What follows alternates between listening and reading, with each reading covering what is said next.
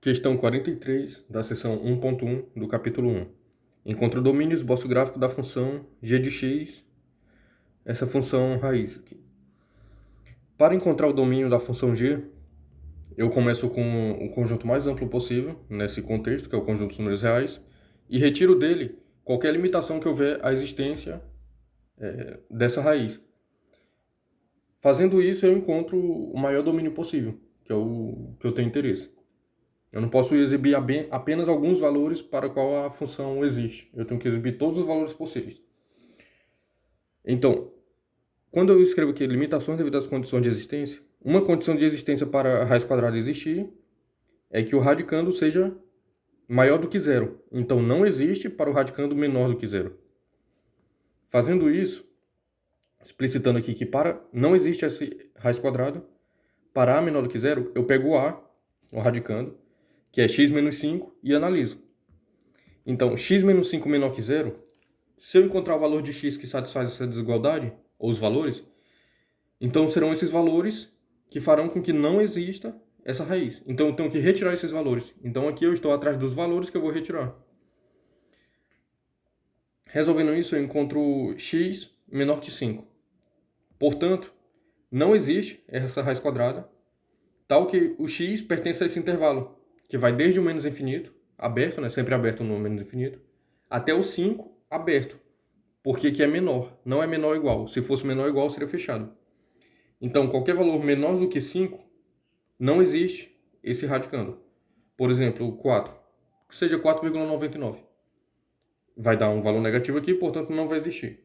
Se eu testar exatamente o 5, vai dar a raiz quadrada de zero que existe. Então por isso que não pode ser fechado no 5. O 5 não dá problema. Agora que eu sei que o x pertencente a esse intervalo faz com que não exista essa raiz, eu tenho que retirar esse intervalo. Eu faço assim, escrevo conjuntos números reais em forma de intervalo também, que vai do menos infinito ao mais infinito, e retiro dele esse intervalo, que vai do menos infinito até o 5 aberto. Ou seja, eu mantive nesse intervalo aqui, ó, eu retirei tudo que é negativo, eu retirei o zero e retirei o começo dos números positivos. Eu retirei até o intervalo aberto 5. Portanto, o 5 ficou aqui dentro nos números reais, que eu retirei aberto em 5. Então, o resultado disso é intervalo fechado em 5 até o mais infinito. Então, esse é o domínio da função g. Agora, eu tenho que esboçar o gráfico. Para esboçar o gráfico, eu escrevo aqui, né, que o y é igual a raiz quadrada de x menos 5. E aqui tem algumas considerações a fazer. A primeira é que eu não preciso mais me preocupar com o que eu vou fazer aqui de manipulação algébrica, porque eu já defini o domínio.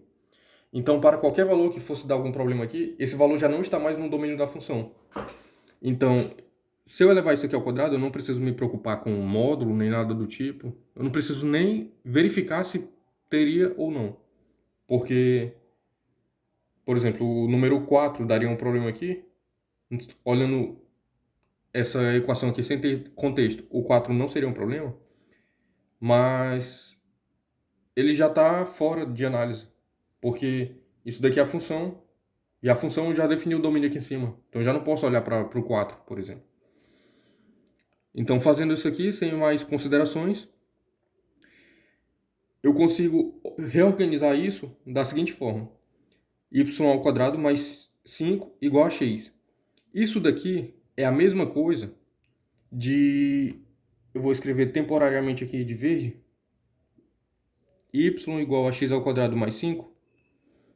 Isso daqui seria uma parábola com concavidade para cima, em que ela tocaria o eixo y no valor y igual a 5.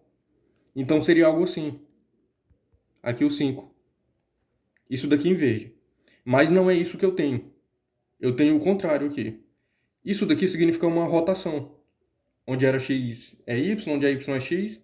Então, em vez de eu fazer isso no eixo y, na verdade, tudo isso aqui aconteceu no eixo x. Então, é uma parábola com concavidade para cima, acompanhando o sentido de crescimento, que intercepta o eixo x no x igual a 5. Acontece que eu não posso ter essa parte negativa aqui. Por isso que eu deixei ela pontilhada, apenas para indicar que isso daqui é um arco de parábola. Mas eu desenhei primeiro a parábola completa e deixei isso daqui pontilhado, porque isso me ajudou a desenhar. Mas a ideia é essa, é realmente um arco de parábola aqui, só que rotacionado. Feito isso, encontrei o domínio, esbocei o gráfico, questão 43 está completa agora.